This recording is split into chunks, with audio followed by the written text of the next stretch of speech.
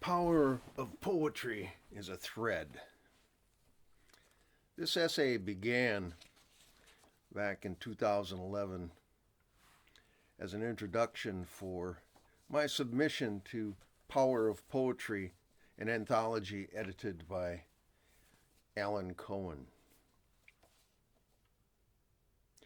Somewhere along the wild path, a tracker will go off trail and onto a run. He follows an individual animal's spoor rather than the wider animal highway. Other humans might conveniently walk the trail and create a path. With repeated use, that path becomes a lane. The lane becomes a road, and eventually a highway and interstate. The tracker is interested in the experience of an individual being, and he knows that by focusing on the individual experience, universal experience can be understood. So he seeks the run, follows it through tangles and obstacles, and absorbs the wild information he finds. Poets do the same. As a teenager, I fell in love with the stories and articles in the cast-off magazines of Field and Stream, Outdoor Life, even Argosy and the Saturday Evening Post. I also love the literature of John Steinbeck and other writers who documented the tragedies and vitality of the Great Depression era. My grandfather told me his own stories as he rowed the old green boat while we fished together in early morning light. My curious soul sponged up the characters, the experiences, and the descriptions. I wanted to write the big novels and saturate them with soulful experiences. I wanted it so badly that I left the university after 2 years, and I tried to write a novel in a cabin by a lake in northern Minnesota. Each day, I would warm up by writing a bit of poetry. I found that I totally enjoyed working on the intimacy, the personal imagery, and the details in poems. I struggled with the sprawling prose I needed for the novel. After a while, I realized that my prose was naive, inadequately crafted, and, therefore, of little interest to anyone.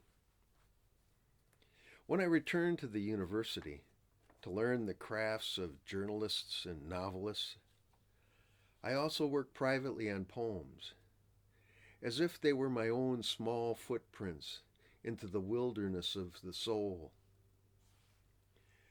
After graduating with a degree in English literature, I entered the mass communications program in graduate school. But I continued with seminar work in poetry composition. My bifurcated movements brought me back to the crossroads where I would have to choose either the chaotic mass media world of journalism or the solitary wilderness of poetic explorations. One of my journalism seminars included 3 people who would eventually win Pulitzer Prizes for their journalism.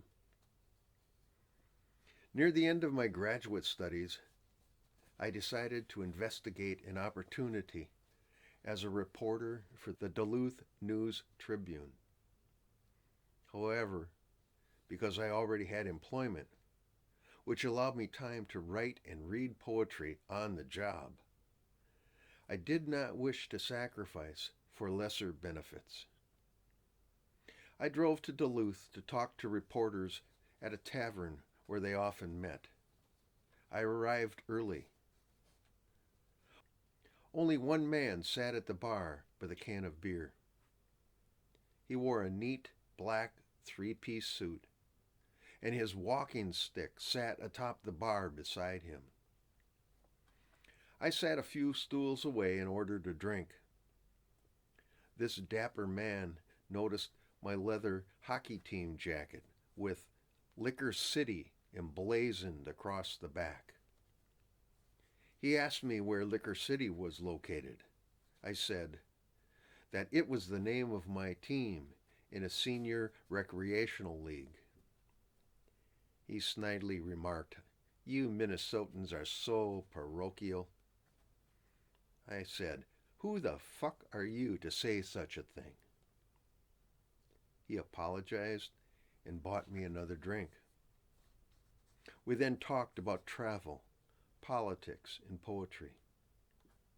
I had lived in Mexico and Alaska and had traveled the Himalayas with friends.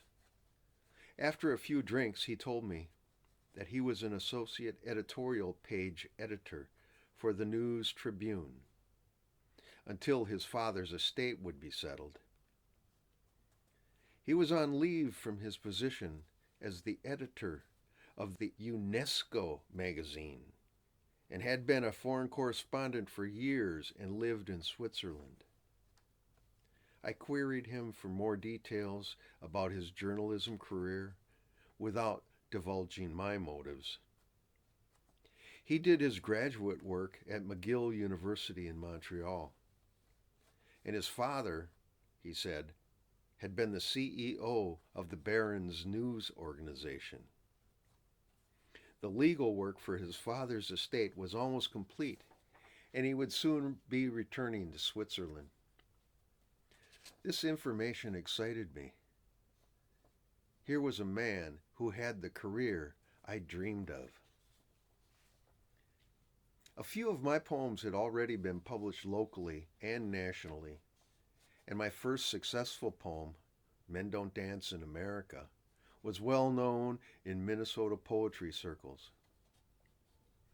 We had been talking about his work and my poetry for over 3 hours.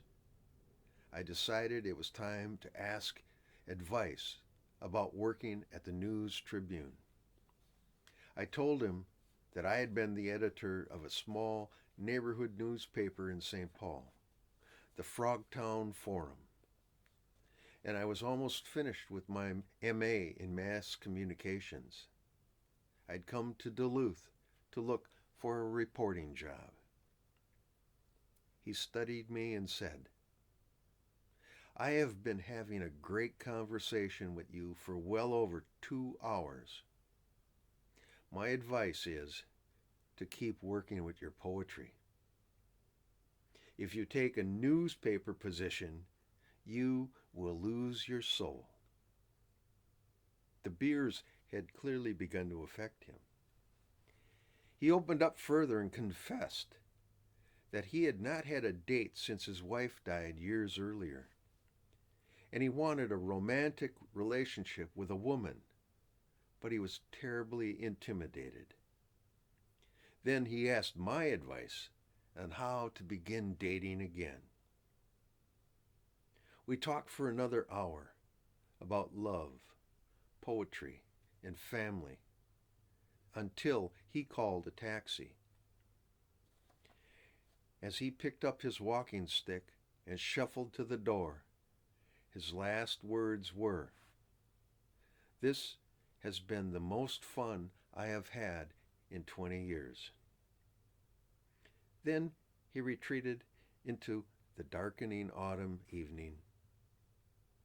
This man had the professional successes I sought, and he was miserable. But he was also concerned for my soul. I heeded his advice. My poetry work allowed me to personally meet many great American poets, including Tom McGrath, Meredith LeSueur, Robert Bly, Etheridge Knight, Haki Madhubuti, and William Stafford. By following the tracks of my own run, by studying poetry and the poets' ways of life, I eventually found the satisfaction and excitement in my own life. I found friendship with other artists, poets, peers, and students. Within a year of my trip to Duluth, I began to work with men involved in the early Robert Bly men's conferences. I worked with poetry performers and musicians and political activists for neighborhood justice and social causes. More importantly, I met the mother of my son, and my son has given me grandchildren to hold and enjoy. I followed what William Stafford called the thread in his poem, The Way It Is. The thread has become a sturdy handhold for me, and I thank those poets and artists who encouraged me to follow my own thread. I have found heartache and joy on that run, but I have no regrets. Here is Stafford's 10-line poem. There's a thread you follow. It goes among things that change, but it doesn't change. People wonder about what you are pursuing. You have to explain about the thread, but it is hard for others to see. While you hold it, you can't get lost. Tragedies happen. People get hurt or die, and you suffer and get old. Nothing you do can stop time's unfolding. You don't ever let go of the thread.